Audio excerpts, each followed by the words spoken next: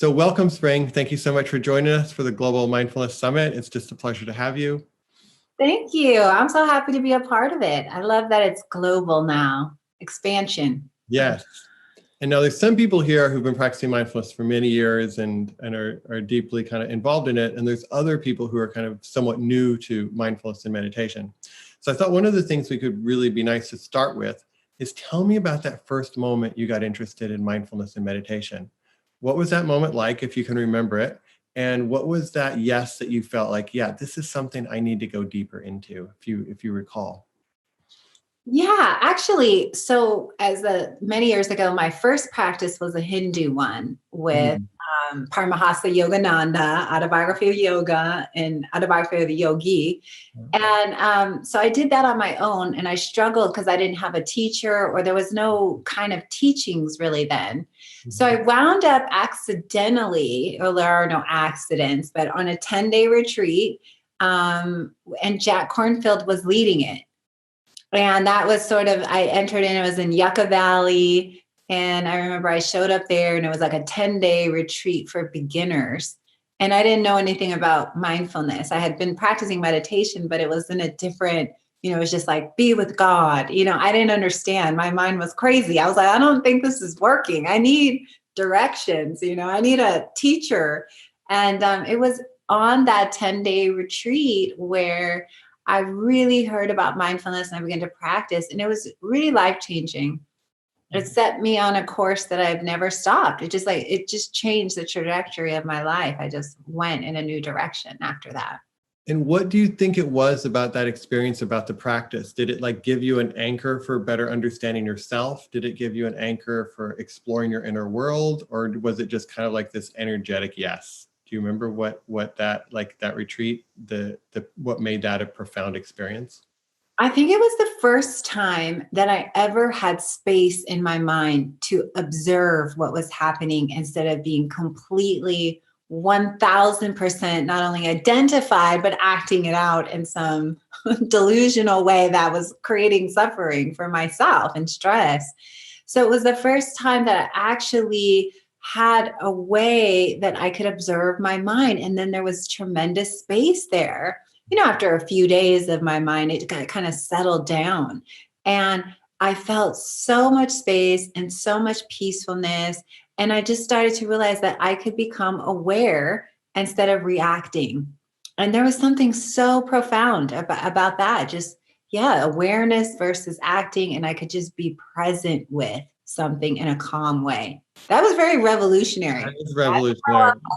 That's hugely revolutionary. That'd be revolutionary in our political system and our education system.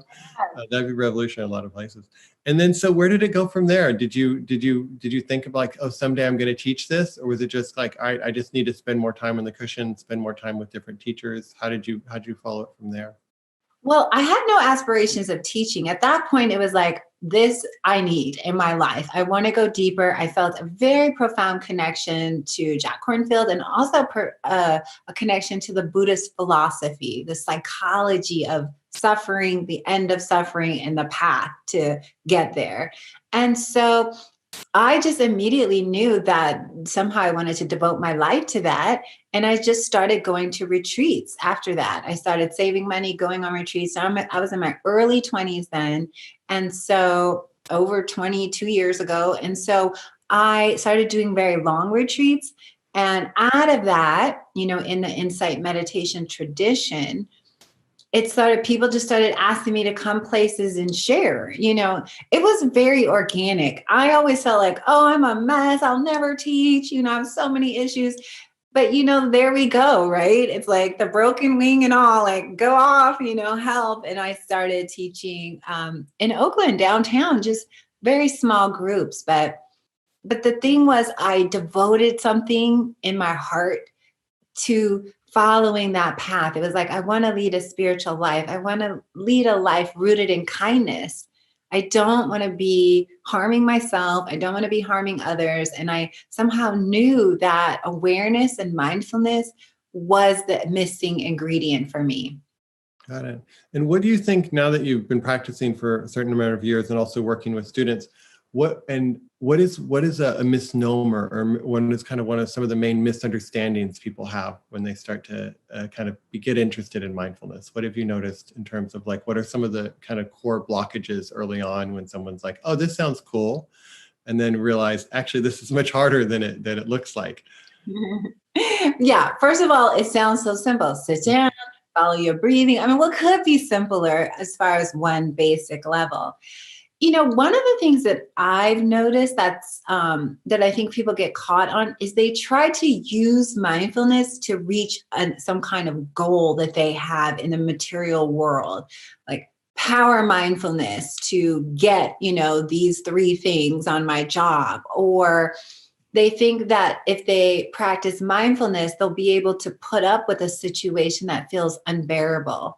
So they try to use the practice in some way to kind of like conquer their mind, or and it's a form of delusion, really. We want to use mindfulness to become aware so that we can make better decisions, not so that we can make terrible decisions with a sense of more calm. It's like, Yeah. you know what I mean? Or stay in a delusional situation because now I'll just practice, or so there's a funny way that I think that yeah. And so just naming that, I think, is something that I've just seen as I look online and I see what's out there, how people are using mindfulness, and different teachers or coaches or sports people or Fortune 500 CEOs or investors. It just worries me a little bit, that trend, but I think it will expose itself, though, because you'll expose yourself to yourself, though, before you get very far, right? It just won't work the way you had anticipated, that it will give you some skill set to tackle Wall Street, or that energy of getting yeah. So I think that would Yeah. But I think there's also this kind of thing of like, okay, I've totally accepted things just how they are. Now, when are they going to change? Right? And so could you speak a little bit to that balance? Because there's that acceptance, and then there's that wanting to change. And I feel like there can be kind of tension throughout the path, but particularly early on, around, well, I've accepted it now, why won't it change? And are we trying to change something, or are we trying to see the nature of our relationship with it? And how do you see that dance? Yeah, well, I think you answered it in some way. We are trying to observe our relationship to life. Like, it's not the thing itself, it's the relationship with the thing, rather I want it or I don't want it. Also, beautiful things can create suffering because we start holding on, right? And so I think one of the things with mindfulness is that in some way it's just looking into a mirror of truth. Life is as it is. And there's a certain quality, I think, when we become mature practitioners in some way, after we get through the first year or two. Some people might be like, year or two, what about a couple of days? You become much more patient. Divine patience. We don't like that word, divine patience. We don't like the word patience, but there is a kind of patience with whatever is here, that we can continue to meet it and even draw some good out of it, right? Okay, here it is again, whether it's heartbreak every day, or a difficult problem, or a physical illness. The wanting to get rid of it is also suffering. So how is it here, and how can I be patient? I think as we grow and we practice mindfulness, there's a lot of patience involved in meditation. It's a lot of sitting.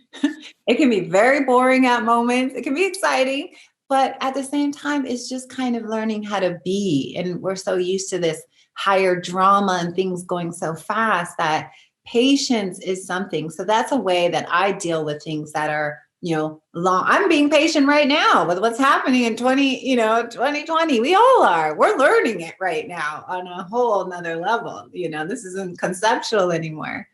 And yeah, and the media, patience or empty space is like the enemy, right? Like, I think what Netflix gives us 4 seconds to decide whether we want the next video.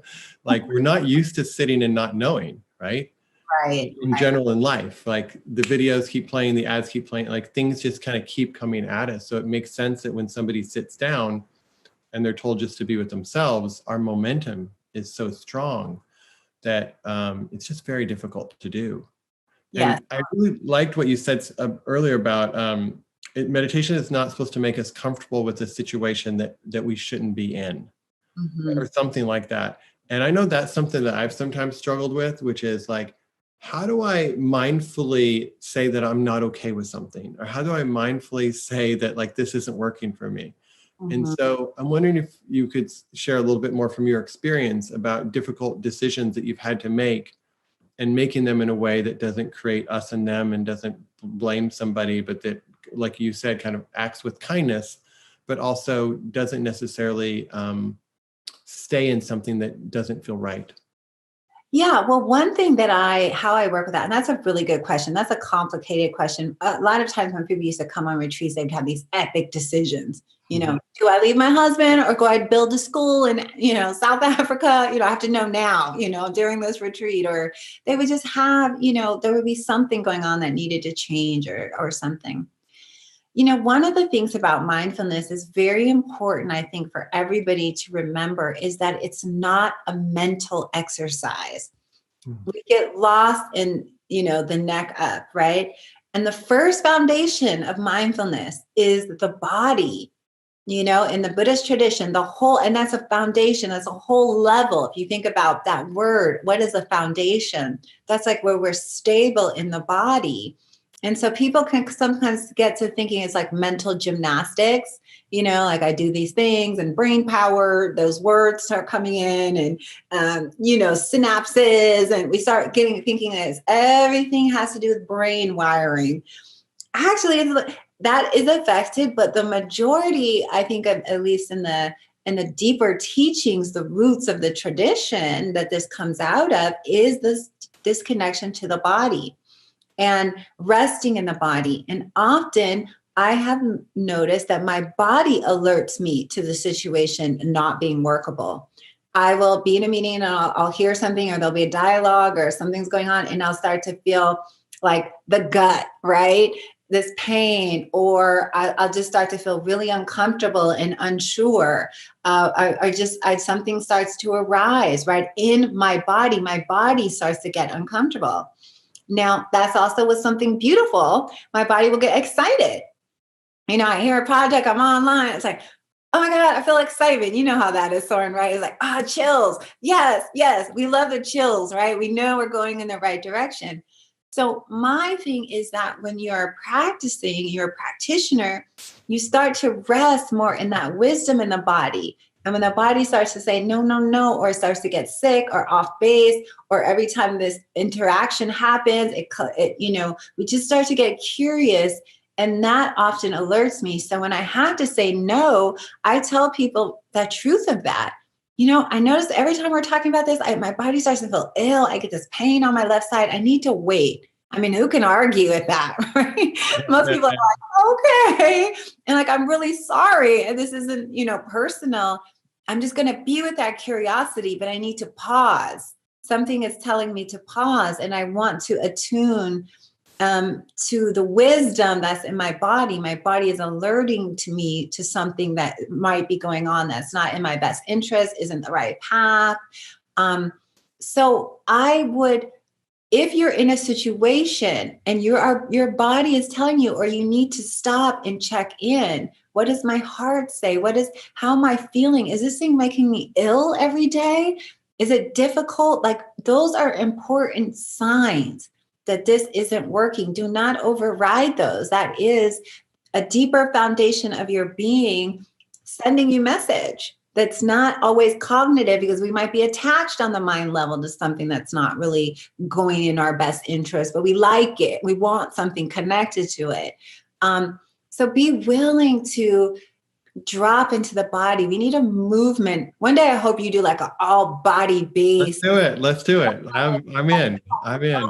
Not all the cognitive science, but like body based. Like, let's get in there, soon, maybe next time. But No, let's do it. I would love to do that. And I think a lot of myself, for at least when I came into started practicing meditation, I knew the first foundation of mindfulness, but I intellectually knew it. I didn't viscerally know it, which I think, and I think particularly in this day and age where we're connected through screens often, there's not always a part of the day where we're just kind of like, unless we do movement or yoga or something physical. So I definitely feel like it's such an important place to rest. And it's been a there's a quote that the longest journey somebody took was from their head to their heart, or to their head to their body. Oh, yeah, we're talking like lifetimes, I think. Yeah. It is, I think Western mind or Western culture is particularly prone to this disassociative state where we live here and we don't feel the heart. Your heart is in your body.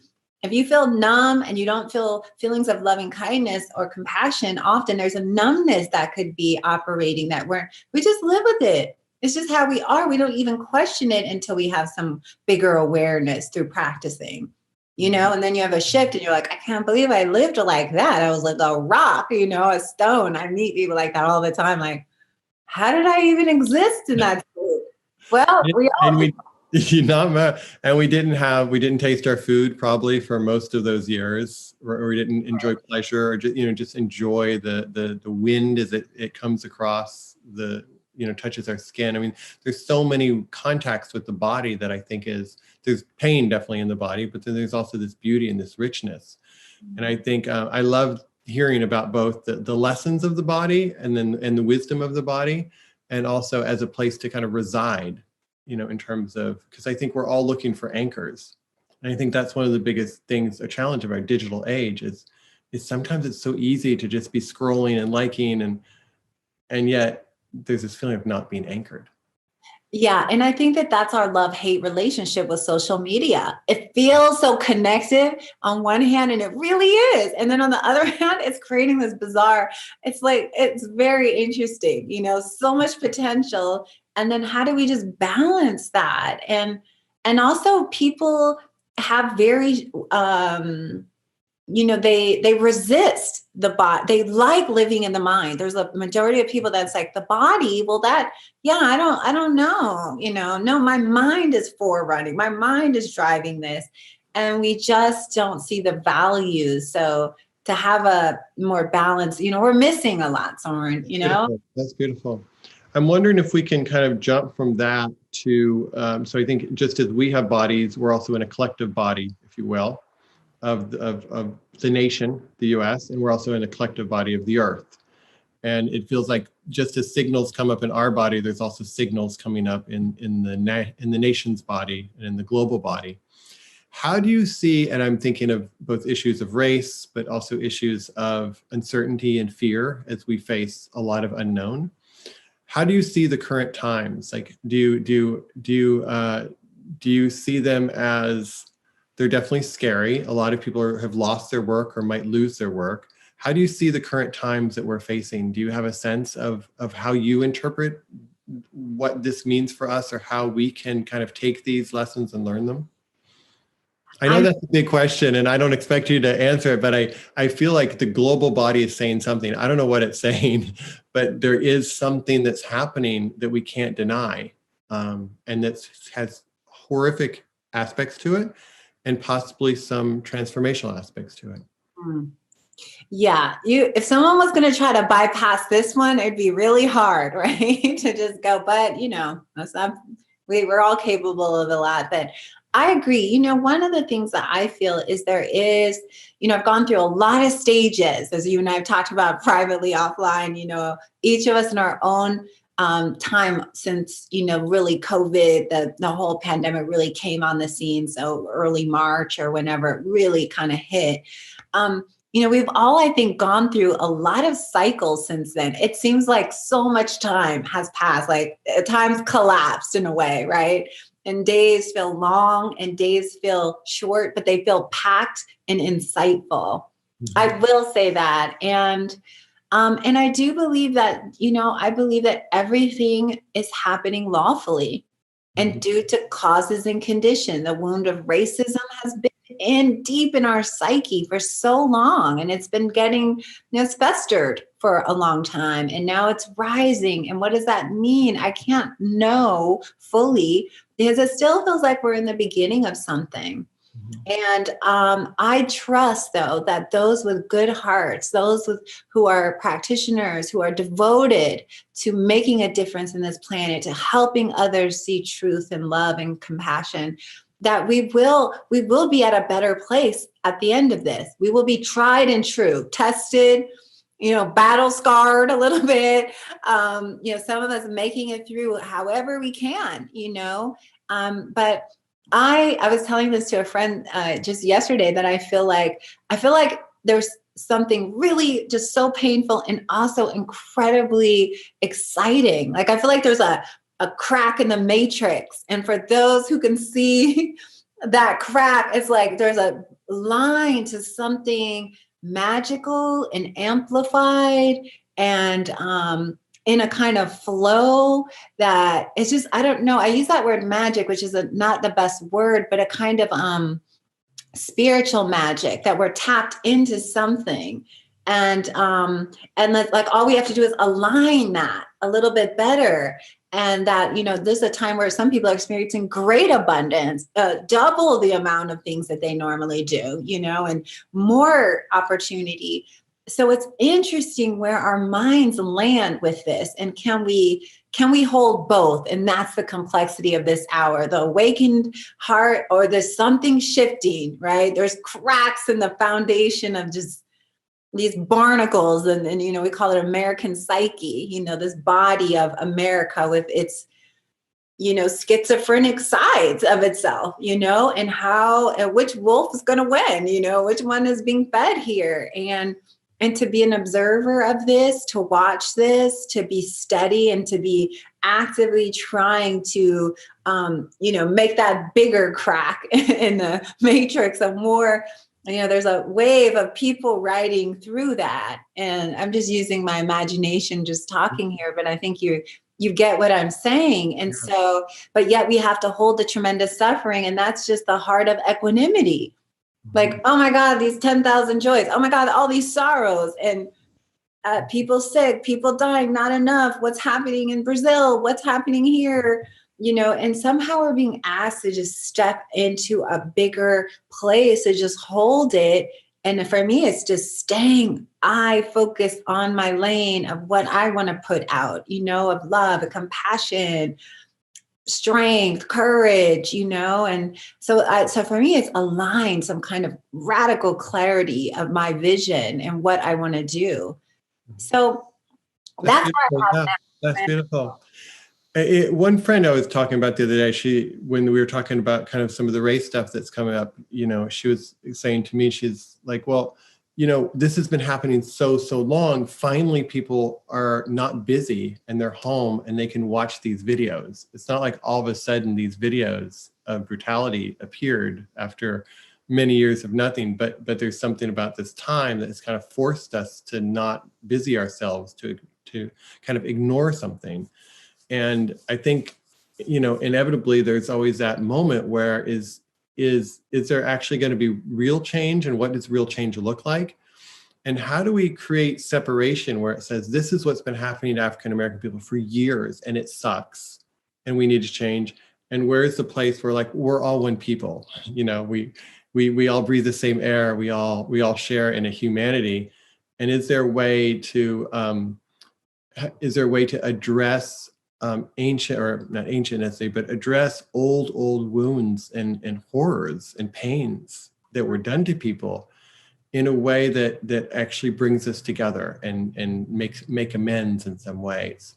And I don't know if you have any thoughts on that, but I feel like as a nation, we have this nation, we're about freedom, we're about equality, we're about justice. What the, it's like, no, honey, that's not what we've been about on so many levels. And so breaking that myth of what we might have, right, of the history of this country, but then also, just like you said, just making room for all of it. There's been so much beautiful love and kindness and that's happened, and there's also been this brutality. And is there a way that we can hold that together so that some sense of healing can happen? And in all communities, I grew up in West Texas, in a small little town in West Texas, and there's so much healing that I feel like needs to happen from in that population as well. And you look at the wealthy techies who are like making boatloads sometimes in the coronavirus, right? And they're as isolated and lonely and depressed and buying this and buying that. And it's like, there's just so much that needs to be kind of attended to or could be attended to. And is there a way that we can begin to kind of tend to that suffering that shows up in ways that actually heal and bring us together? That's an easy question. You might just a few words. I mean, that's the question I'm asking, and it may be that this is a century endeavor. You know, it may be that this is centuries in the making.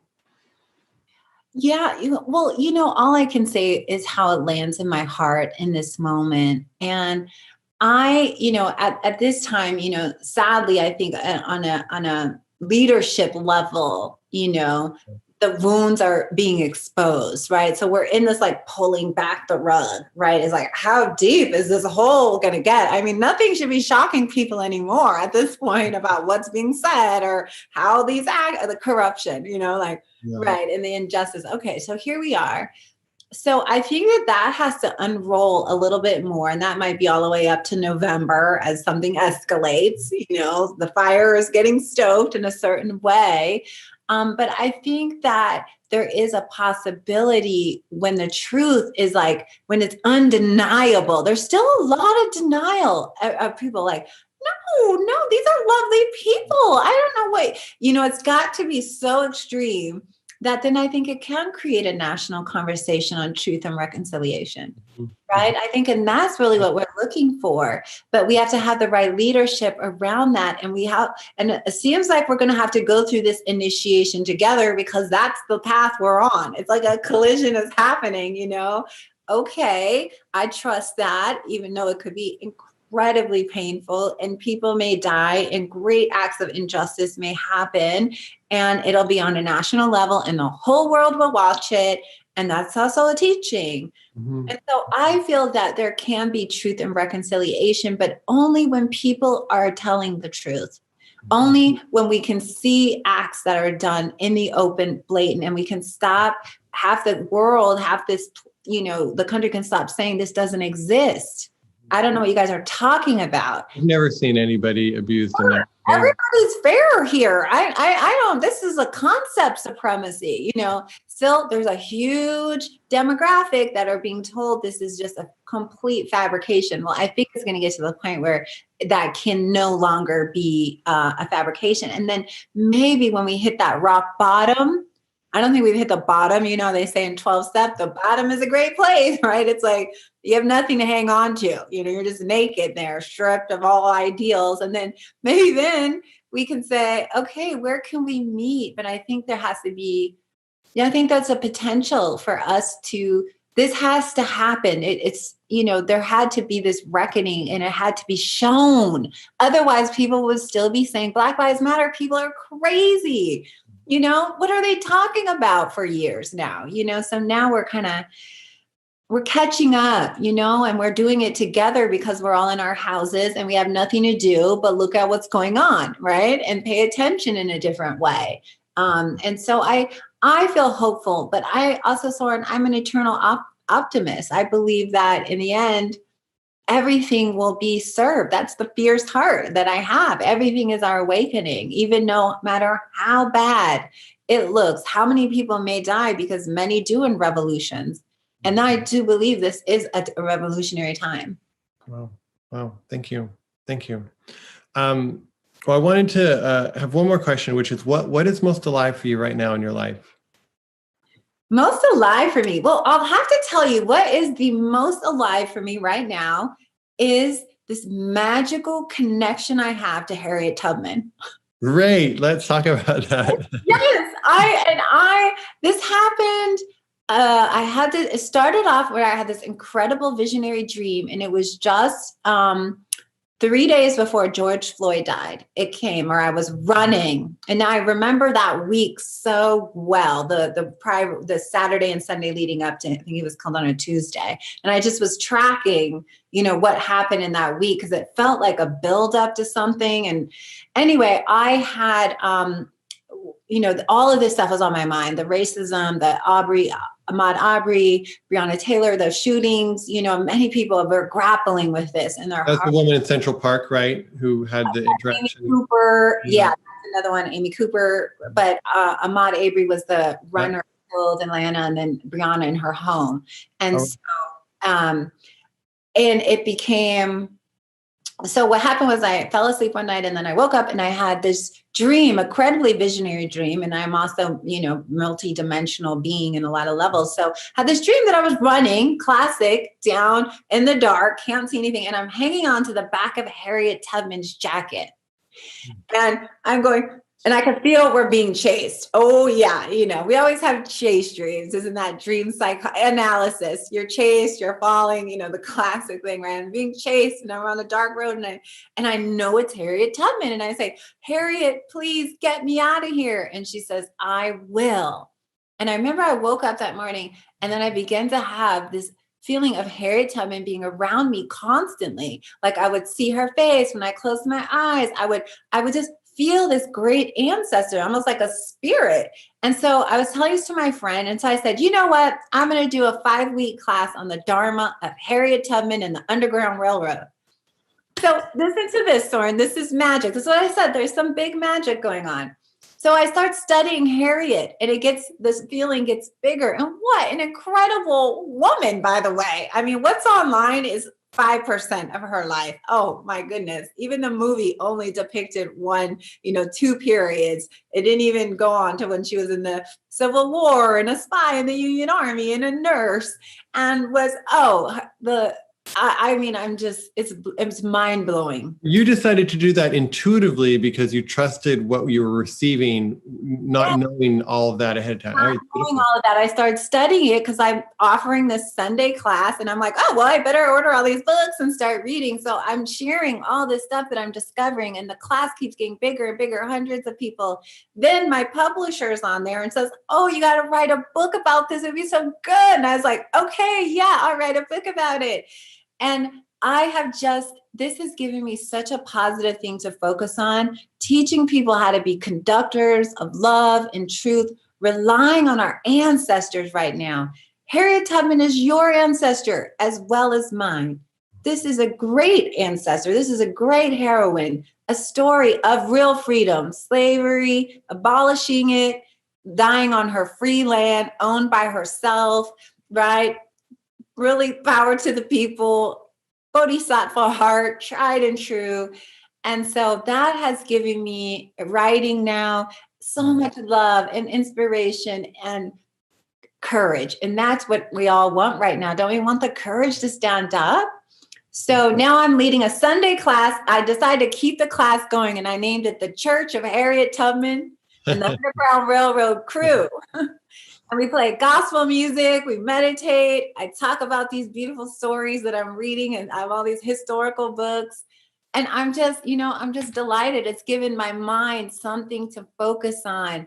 Like, how do I, and again, I mentioned feeling like there was a crack in the matrix of there's like a crack of something. And I believe it's another way to look at that is the Underground Railroad. There's also a crack or 100,000 people left through the Underground Railroad, by the way, so how do we live in that place? So I'm just feel like I'm at the beginning of learning, writing, and I'm in this mystical experience with this great ancestor who I feel is helping me and others. People are writing me from all over the world, telling me they have dreams about Harriet. Their kids like Harriet.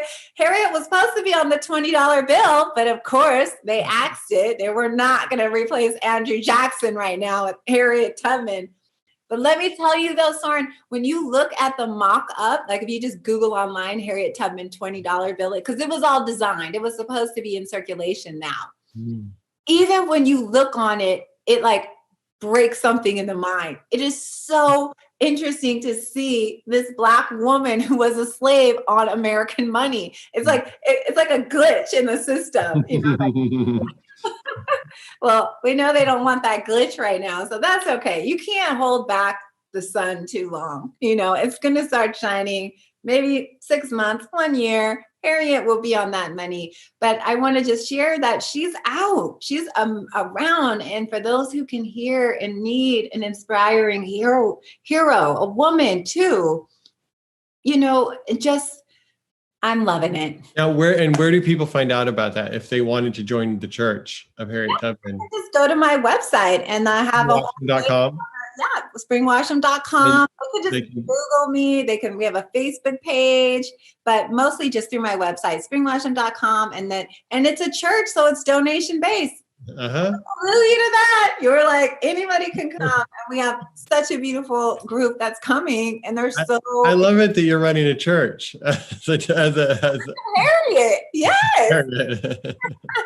Well, I got to find soulful ways, Soren, to keep myself inspired in my heart. And you can find partners living or dead, right? You can find deep partners who don't necessarily, who may have passed. And also we have those with like Buddha and Mother Mary. These are archetypal people that we borrow energy that illuminates something for us in different ways. Ancestors are around. People, Buddhas and Bodhisattvas, Tara, Kuan Yin, these are archetypal figures, and Harriet kind of is in that, but yet there's something there. So I feel when you talk about it, I can feel something there. And it's so amped up. And people say, okay, I'm going to go get Harriet stuff right now. I'm so glad I asked that question because I did not see that one coming. It's beautiful.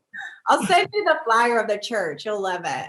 That's great. That's great. And I love that, it's like there are so many doorways into the same room. There are so many doorways. And you think, oh, mindfulness means I do this, or mindfulness means I do that, or growth looks like this. And it's like, I love you, Spring, because I'm always amazed at all the different doors yeah that you're willing to explore regardless, right? It's like, does this feel genuine to me? Yes. And it's so inspiring. It just starts happening, and then I just go with it. It's just kind of I don't really think these things through. It's just like it's that body you talked about before. There was a connection with the body and the energetics of something, not the intellectual.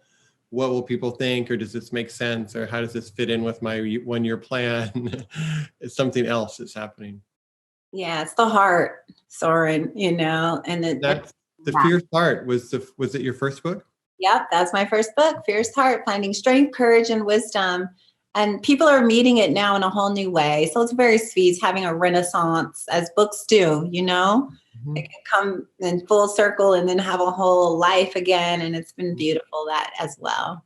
Great. Well, thank you so much for taking the time and just sharing your Fierce Heart with us and all the viewers, and just being who you are and setting the example of trusting and following. It's really beautiful. Oh, thank you, brother, for all you do and sharing this. It's beautiful. May it be benefit to many beings. Thank you.